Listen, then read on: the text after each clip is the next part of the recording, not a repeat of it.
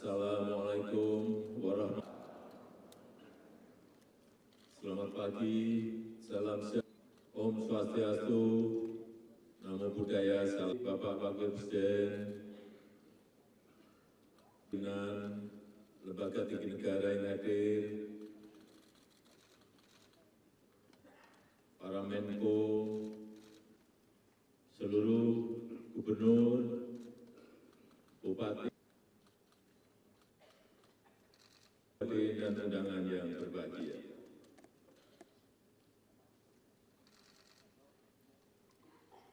Sekarang ini kita dihadapkan pada situasi yang tidak mudah, tantangan yang tidak gampang.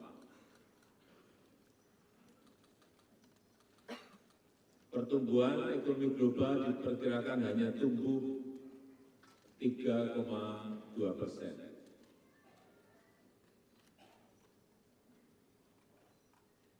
Dampak runtutan dari COVID juga masih terasa sampai sekarang. Kita tahu beberapa negara telah masuk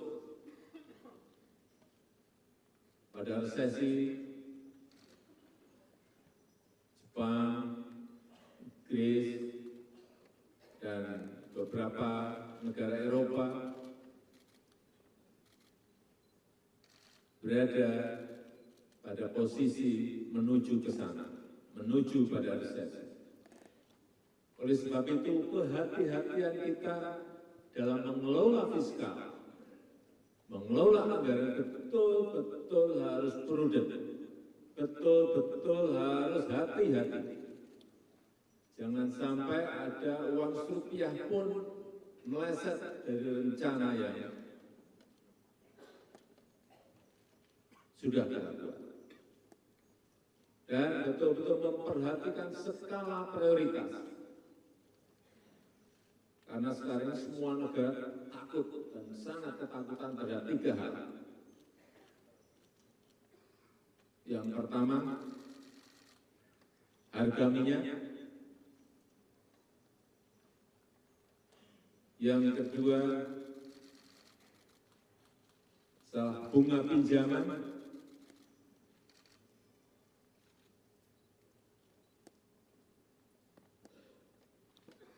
Semua pada takut masalah itu, karena begitu bunga pinjaman naik sedikit saja, beban terhadap fiskal itu akan sangat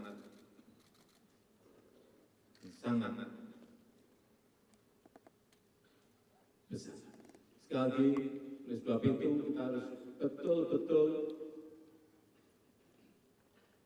hati-hati dalam mengelola setiap rupiah anggaran yang kita miliki. Kita telah memiliki rencana pembangunan jangka panjang. Kita telah memiliki rencana pembangunan jangka menengah. Dan masuk ke tahunan kita masing-masing juga telah memiliki rencana kerja pemerintah untuk RKP. Tetapi yang belum adalah sinkron atau tidak dengan rencana besar yang kita miliki. Ini yang belum. Oleh sebab itu, sinkronisasi itu menjadi kunci.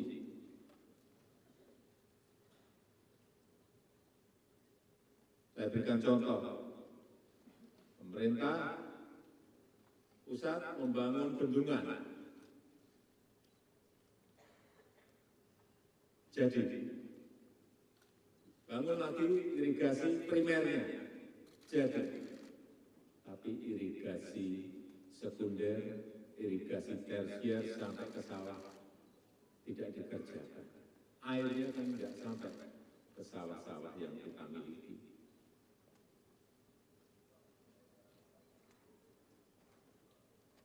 Membangun pelabuhan dibangun oleh Kementerian Perhubungan.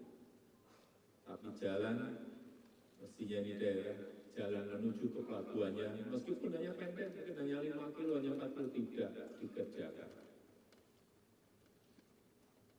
ini yang namanya tidak sinkron, tidak seirama.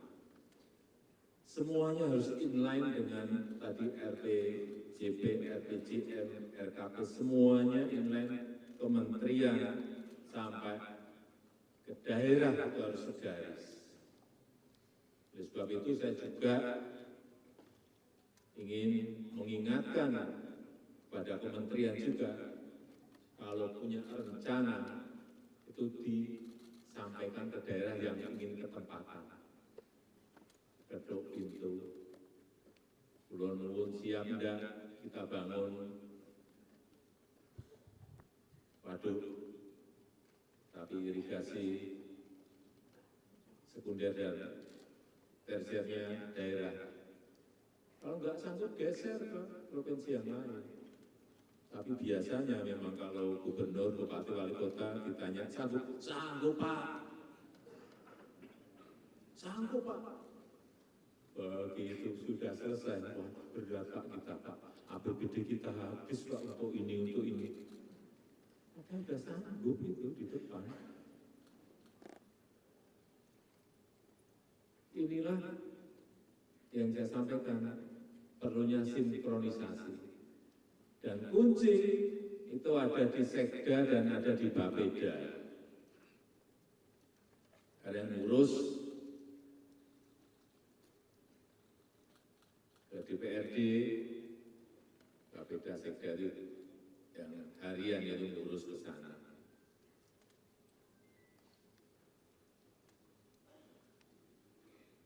Kita telah membangun bendungan sampai saat ini selama 10 tahun sudah 42 bendungan dan akan selesai mungkin 60-an, insya Allah tahun ini akan menjadi 60-an, atau kalau masih dikit ya menjadi 54, karena yang lain dikebut tapi bisa selesai, bisa tidak, tapi pasti akan selesai insya Allah. Kemudian jalan tol 2049 kilometer. Jalan nasional 5.833 km. Pelabuhan baru 25. Airport baru, bandara baru 25. Tapi ini tidak cukup. Kalau jalan tol sudah dibangun, Bapeda mestinya melihat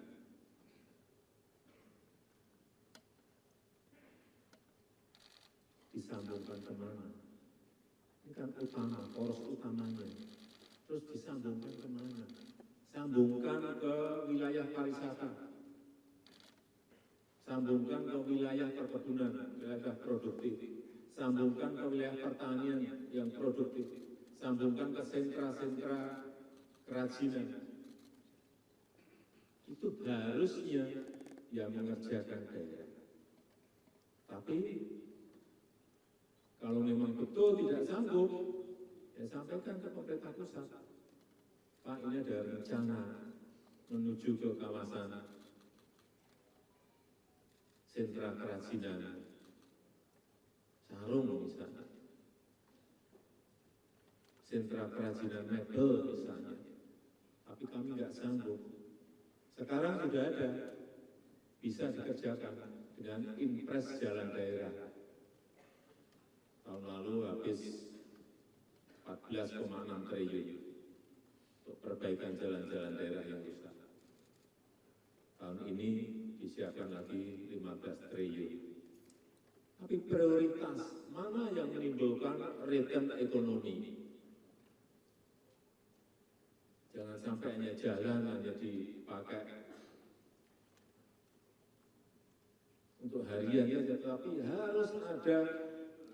Oh ini jalan logistik, oh ini jalan menuju ke sentra produktif untuk pertanian, untuk perkebunan. Itu produktif dan menimbulkan return ekonomi.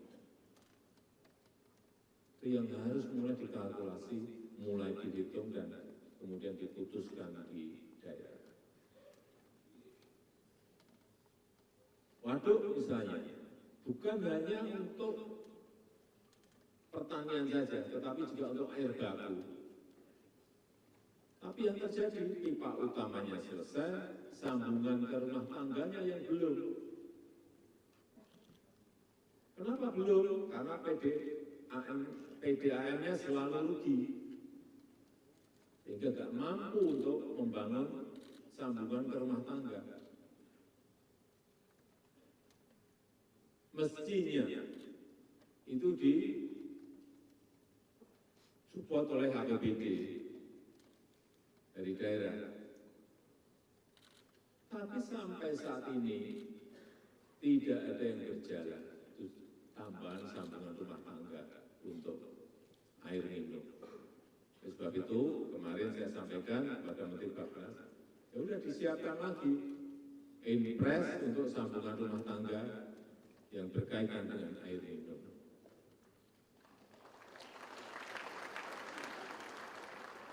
Tapi jangan semuanya itu pemerintah pusat.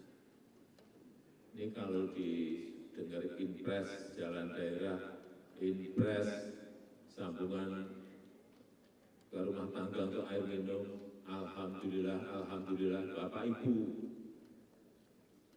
ngerjain yang mana?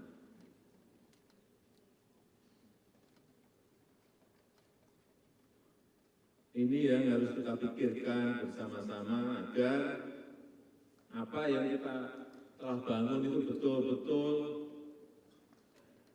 bisa produktif.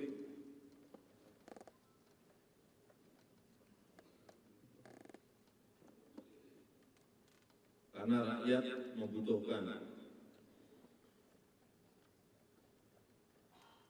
Oleh sebab itu, sinkronisasi penyusunan RKP tahun 25 harus berdasarkan prinsip yang pertama, sekali lagi, programnya harus inline, harus seirama, jangan sampai pusat ke kanan, daerah ke kiri. Kehilangan, kita akan kehilangan. Semuanya harus inline, semuanya harus seirama.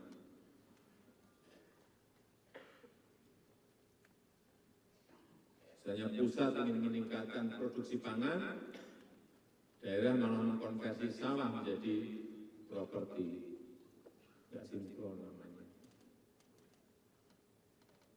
Yang kedua,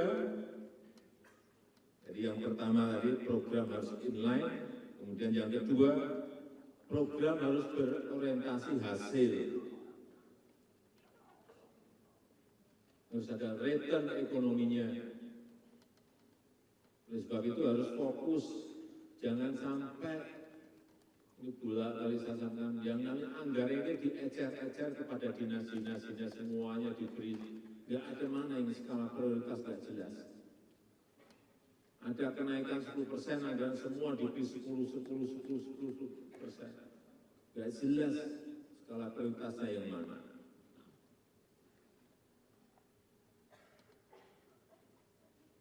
Jangan sampai anggaran dipakai untuk rapat-rapat kebanyakan dan studi banding yang kebanyakan. Udahlah, itu masa lalu, ini masa depan jangan sampai itu terjadi. Kemudian yang ketiga, program harus tepat sasaran dan strategis. Artinya APBD, APBN ini betul-betul manfaatnya kelihatan. Karena tepat sasaran. Jangan sampai ada lihat anggaran untuk stunting, puskesmas, diberikan ke puskesmas, jadinya agar puskesmas. Ada, jangan bilang nggak ada. Ada. Tidak ada hubungannya. Stunting sama pagar. Ada.